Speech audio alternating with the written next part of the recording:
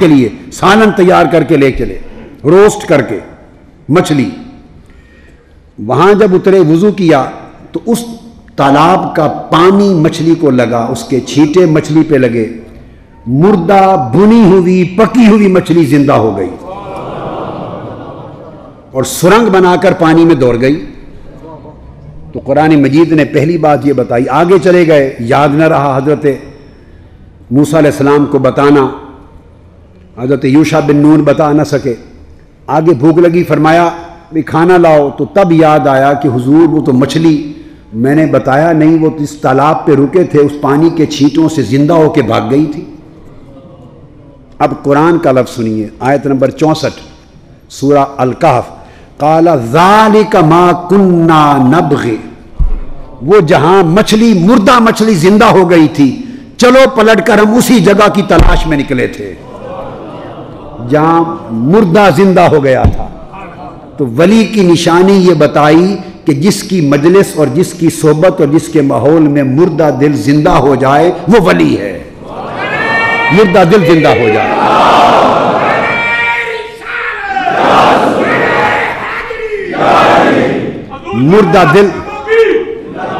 مردہ دل زندہ ہو جائے وہ ولی ہے۔ فارتدا علی آثارہما قصصا، وہ دونوں اپنے قدموں کے نشانوں پر واپس پلٹے۔ جب وہاں پہنچے فوجدا عبدا من عبادنا آتیناہ رحمتا من عندنا وعلمناہ من لدنا علما، 3 لفظ ہیں۔ فرمایا جب وہاں پہنچے جہاں مردہ مچھلی حضرت خضر کے ماحول کی وجہ سے جہاں وہ سانس لیتے تھے، جس پانی میں غسل کرتے وضو کرتے تھے، اس آب و ہوا کی برکت کا عالم یہ تھا کہ مردہ مچھلی زندہ ہو گئی۔ جس فضا میں ولی سانس لیتا ہے، جس مجلس میں ولی بیٹھتا ہے، اگر تسلسل کے ساتھ اس کی صحبت میں ارادہ خالص کے ساتھ بیٹھے رہو تو مردہ دل مچھلی کی طرح زندہ ہو جاتے ہیں۔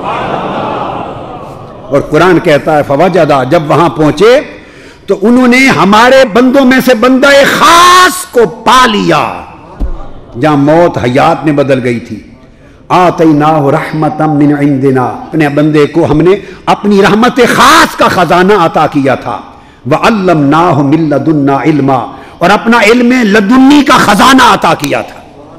اب یہاں تک تو تھا مضمون، آگے 3 واقعات ہیں وہ میں بیان نہیں کرنا چاہتا، وہ آپ نے زندگی میں 100 بار سنے۔ خضر علیہ السلام نے کشتی توڑ دی، خضر علیہ السلام نے چھوٹے سے بچے کو مار دیا، خضر علیہ السلام نے گرتی دیوار تعمیر کر دی جن لوگوں نے کھانا بھی نہیں پوچھا تھا۔ جب موسیٰ علیہ السلام کو تعویل بتانے لگے اور جدا ہونے لگے، وہاں جو ان کا کلمہ ہے وہ اشارہ ہے، وہ زبان تصوف ہے، وہ بیان تصوف ہے۔ بعض لوگ سمجھتے ہیں کہ صوفیاء کے اشارات کہاں سے آئے؟ صوفیاء کے اشارات کلام الہی سے آئے، کلام نبوت سے آئے۔ تصوف نیرا ادب کا نام ہے، تصوف معیت الہیہ کا نام ہے، تصوف تعلق باللہ میں کمال ادب کا نام تصوف ہے۔ اب اس مقام پر تصوف کا سبق دیکھیے، سلوک و طریقت کا سبق دیکھیے وہ کیا۔ جب خضر علیہ السلام تفصیل بیان کرنے لگے کہ یہ تینوں واقعات جو کیے ان کی تعویل اور مراد کیا ہے، تو آیت نمبر 79، آیت نمبر 80، 81، 82، 79 سے 82 تک 3 لفظ ہیں قابل توجہ۔ اس میں کل صوفیاء کے عارفانہ اشارات اور تصوف کا صوفیانہ ادب، یہ بنیاد ہے۔ کشتی توڑی، کس نے توڑی؟ بولیے تو توڑنے کا ارادہ کس نے کیا؟ خضر علیہ السلام نے۔ بچے کو مارا، کس نے ارادہ کیا؟ بولیے نا۔ دیوار تعمیر کر دی گرتی ہوئی ان یتیموں کو مال بچانے کے لیے، کس نے کیا؟ کوئی دوسرا تو نہیں ہے۔ اب وہی خضر علیہ السلام ہے کشتی توڑنے والے، وہی خضر علیہ السلام بچے کو مارنے والے، وہی دیوار تعمیر کرنے والے۔ اب تینوں واقعات کی تعبیر کرتے ہیں۔ کشتی توڑنے کا ذکر کرتے ہوئے فرماتے ہیں فَأَمَّا السَّفِينَةُ فَكَانَتْ لِمَسَاكِينَ يَعْمَلُونَ فِي الْبَحْرِ، وہ جو کشتی تھی اے حضرت موسیٰ، وہ میں نے اس لیے توڑی، وہ غریب لوگوں کی تھی، وہ دریا میں محنت مزدوری کرتے تھے۔ فَأَرَدْتُ ان اعیبہا، یہ قابل توجہ لفظ ہے. فاردت ان اعیبہا، میں نے ارادہ کیا کہ اس کشتی کو عیبدار کر دوں. میں نے ارادہ کیا کہ کشتی کو توڑ کر عیبدار کر دوں. اب یہ دو ہیں، ایک تصوف کا ادب ہے، ایک تصوف کا مقام ہے. دو نکتے ہیں. پہلے ادب سن لیں. چونکہ عیبدار کرنے کا ذکر ہے، ذکر کس کا ہو رہا ہے؟ عیب کا، کہ اس کو عیبدار کر دوں. سو نسبت فعل کی ساری اپنی ذات کی طرف کی. تو تصوف کا ادب یہ ہے کہ عیب کی بات ہو تو ساری صوفی اپنی طرف منسوب کرتا ہے. اگر عیب کا معاملہ ہو تو سارا اپنی طرف منسوب کرتا ہے صوفی. فَأَرَدْتُ أَنْ عَيْبَهَا، میں نے ارادہ کیا کہ اسے عیبدار کر دوں تاکہ ظالم بادشاہ قبضے میں نہ لے. اب ادھر فَأَرَدْتُ أَنْ عَيْبَهَا کو ذہن میں رکھیں. اگلی آیت پہ آئیے.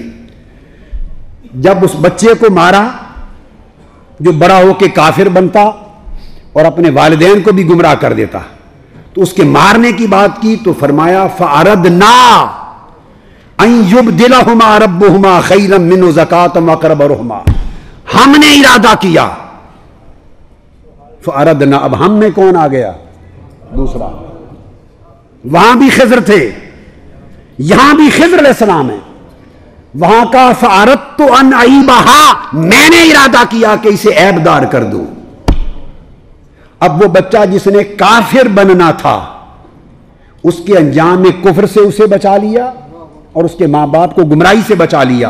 اب اس کا تذکرہ کرتے ہوئے فرمایا فَأَرَدْنَا أَن يُبْدِلَهُمَا رَبُّهُمَا، ہم نے ارادہ کیا کہ ان کا رب انہیں نعم البدل عطا کر دے. تو اس میں دو باتیں تھیں، ایک مارنے کی اور ایک نعم البدل دینے کی.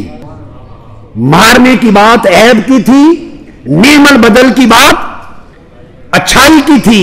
سو اپنے ساتھ رب کا ذکر شامل کر لیا کہ نعم البدل رب دے، مارنے کا کام میں کروں. یہ ادب ہے تصوف کا. فاردنا، وہاں دو چیزیں مل گئیں. اور تیسرا جو دیوار تعمیر کرنا تاکہ یتیموں کا خزانہ محفوظ ہو جائے، اس میں چونکہ برائی کی کوئی بات ہی نہیں، ساری کی ساری نیکی اور احسان ہے. چونکہ یہ ساری نیکی تھی تو اس میں ارشاد فرمایا فَأَرَادَ رَبُّكَ أَن يَبْلُغَا أَشُدَّهُمَا، تیرے رب نے ارادہ کیا کہ ان کے بالغ ہونے تک ان کا خزانہ چھپا رہے. اپنا نام سارا نکال دیا، دیوار تعمیر کی مگر اپنا ذکر نکال دیا. فَأَرَادَ رَبُّكَ، اے موسیٰ آپ کے رب نے ارادہ کیا، چونکہ ساری نیکی کی بات ہے اپنا نام مٹا دیا، مولا کا کر لے دیا. یہ ادب تصوف ہے. جہاں نیکی اور برائی کی دو باتیں دکھائی دے رہی ہیں، وہاں فرمایا فَأَرَدْنَا، تاکہ برائی کا عمل موسیٰ میرا سمجھ، نیکی کا عمل مولا کا سمجھ. اور جہاں اس کو عیبدار کرنے کا ذکر ہے وہاں فَأَرَدْتُ، تکلم واحد کا صیغہ کیا کہ میں نے عیبدار کیا. یہ ہے ادب تصوف جو قرآن بزبان خضر بواقعہ موسیٰ علیہ السلام سکھا رہا ہے. اور اسی کے اندر یہ ادب ہے تصوف کا. ایک مقام صوفیہ ہے، اولیاء کے مقام ہیں. ایک مقام تفرقہ ہے، حال کے اندر اولیاء کو ایک مقام تفرقہ ملتا ہے. پھر ایک مقام جمع ہے، پھر ایک مقام جمع الجمع ہے، عین الجمع.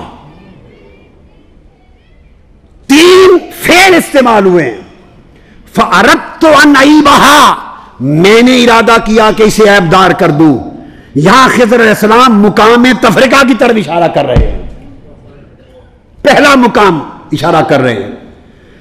فَأَرَدْنَا